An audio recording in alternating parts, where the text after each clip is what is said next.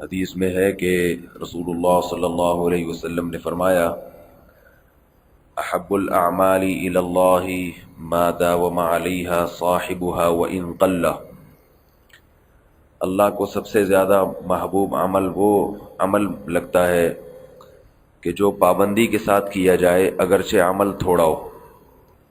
آپ صلی اللہ علیہ وسلم کی عادت بھی یہ تھی کہ جب کسی معمول کو شروع فرماتے تھے تو اس کو پابندی سے کرتے تھے، یہاں تک کہ حدیث میں آتا ہے کہ رسول اللہ صلی اللہ علیہ وسلم کی اگر کبھی تہجد کی نماز رہ جاتی تھی تو پھر دن میں اسے پورا کرتے تھے، حالانکہ تہجد کی نماز کی قضا لازم نہیں ہے، مگر صرف اس لیے تاکہ ایک چیز کا معمول برقرار رہے۔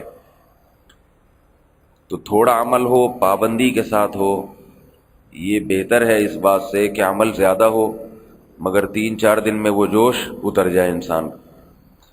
البتہ بعض مواقع جہاں شریعت نے جن مواقع پر یا جن اوقات میں زیادہ عبادت کی ترغیب دی ہے وہ تو اس سے مستثنیٰ ہے، جیسے لیلۃ القدر ہے، رمضان کا آخری عشرہ ہے، اس میں تو عمل زیادہ ہو اور پھر یہ زیادہ عمل پورے سال نہیں ہو سکتا، لیکن عام معمول یہ بنانا چاہیے ان مخصوص راتوں کے علاوہ کہ تھوڑا سا عمل پابندی کے ساتھ کیا جائے۔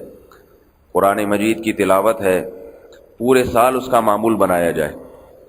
اگر آپ سے تلاوت زیادہ نہیں ہوتی، ایک پارہ روزانہ پڑھنے کا ٹائم نہیں ملتا، یا پڑھتے ہیں مگر 2-3 دن پڑھتے ہیں پھر اس کے بعد ناغے، تو بہتر ہے کہ آپ آدھا پڑھ لیا کریں مگر روزانہ پڑھیں۔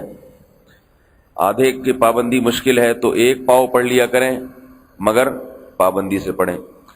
کسی کے لیے 1 پاؤ پارہ روزانہ پڑھنا مشکل ہو رہا ہے تو وہ 2-3 رکوع پڑھ لیا کریں مگر پابندی کے ساتھ پڑھ لیا کریں۔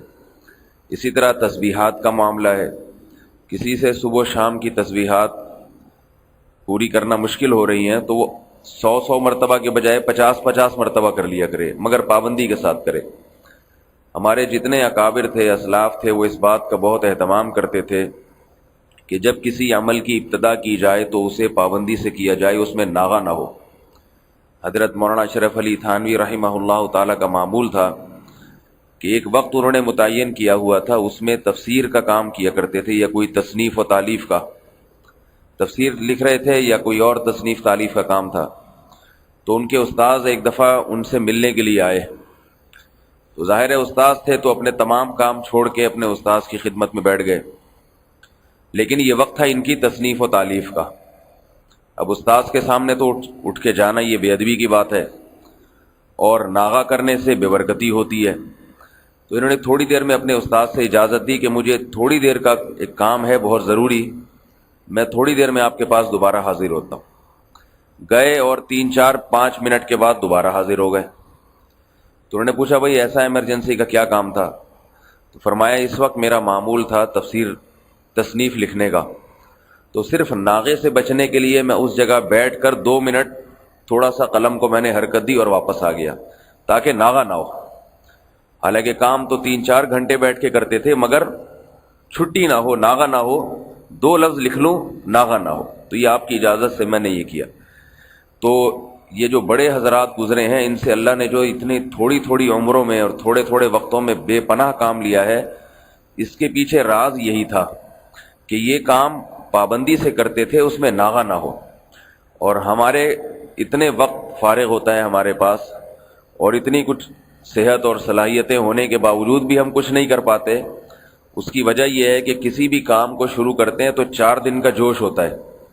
کوئی نیک بنے گا نا اگر نیک، تو 4 دن میں ایسا لگے گا کہ جیسے امام مہدی یہی بننے والا ہے، تھوڑے دنوں یہی ہے جو امام مہدی ہونے کا دعویٰ کرے گا۔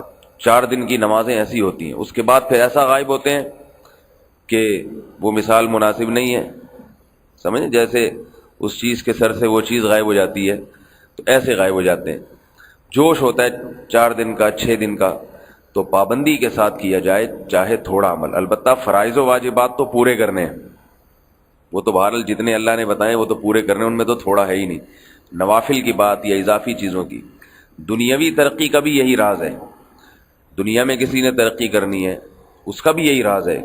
جیسے کوئی میڈیکل کالج میں پڑھ رہا ہے، انجینئرنگ کر رہا ہے، تو اس میں بھی لڑکوں کو جوش اٹھتا ہے 3-4 دن کے لیے، تو ایسا کتاب کو پکڑ کے بیٹھتے ہیں کہ لگتا ہے کہ ابھی یہ ڈاکٹر عبد القدیر خان کی جگہ انہوں نے سنبھال لی ہے مستقبل میں، لیکن اس کے بعد پھر وہ ساری کتابیں بند۔ دنیا میں ترقی کرنے کا راز بھی یہ ہے کہ آپ پڑھائی کے لیے روزانہ ٹائم نکالیں، بے شک تھوڑی دیر، تھوڑا تھوڑا پڑھتے رہیں پابندی کے ساتھ، سال میں بہت ہو جائے گا، اور 4 دن میں آپ نے ایسا لگا کہ جیسے یعنی یہ ساری تعلیم اس نے آج ہی حاصل کر لینی ہے، اور اس کے بعد پھر طبیعت اکتانے لگی، اس سے انسان کو نقصان ہوتا ہے۔ ایک چھوٹی سی اور بات بتا کے اپنی بات ختم کرتا ہوں۔ ہمارے بزرگوں میں بعض اکابر نے، غالباً حضرت مولانا خلیل احمد سہارنپوری رحمہ اللہ تھے یا کوئی اور انہی کے ہم عصر کوئی بزرگ تھے، انہوں نے یہ بات لکھی ہے کہ عمل اتنا کرنا چاہیے کہ اس عمل سے دل نہ بھرے، تھوڑا سا شوق برقرار رہے۔ یعنی آپ اگر پڑھائی کر رہے ہیں تو پڑھیں، تھوڑا سا شوق ابھی باقی ہو مزید پڑھنے کا تو کتاب بند کر دیں۔ یہ تھوڑا سا جو شوق باقی ہوگا نا، یہ اگلے دن دوبارہ آپ کو اس عمل پر آمادہ کر لے گا۔ اس کی مثال ایسے ہے جیسے تھوڑی سی بھوک رکھ کے اگر کھانا چھوڑ دیں گے تو اگلے ٹائم پہ دوبارہ اچھی طرح سے بھوک لگے گی، اور اتنا کھا لیا کہ اب دل ہی نہیں چاہ رہا، بدہضمی ہو گئی، تو اگلے وقت میں عین ممکن ہے آپ کو وہ کھانے کو دل نہ کرے۔ تو اس طرح اس سے تھوڑے عمل سے یہ بھی فائدہ ہوتا ہے کہ تھوڑی سی پیاس باقی رکھ کر عمل کو چھوڑ دیا جائے تو اگلے دن اس عمل کا شوق برقرار رہتا ہے، اور ایک دم جوش میں آ کے بہت زیادہ کر لیا اس کے بعد پھر ایک دم فارغ ہو گئے، اس سے عمل چھوٹ جاتا ہے انسان کا۔ اللہ تعالیٰ سمجھنے کی عمل کی توفیق عطا فرمائے۔ صرف ایک آخری بات یہ کہ تہجد کی پابندی میں بھی یہی ہوتا ہے، لوگ مسئلہ پوچھتے ہیں کہ 10 رکعتیں 8 رکعتیں، تو صرف 2 پڑھ لیں پابندی کے ساتھ، 2 رکعتیں پڑھ لیں انسان پابندی کے ساتھ، یہ بہتر ہے بنسبت 8 16 اور 20 رکعتوں کے جو 3-4 دن ہو اور اس کے بعد انسان تھک جائے۔ تو اللہ تعالی ہمیں رسول اللہ صلی اللہ علیہ وسلم کی اس عادت کو اختیار کرنے کی توفیق عطا فرمائے۔ سبحانک اللہم و بحمدک، نشہد ان لا الہ الا انت، نستغفرک و نتوب الیک۔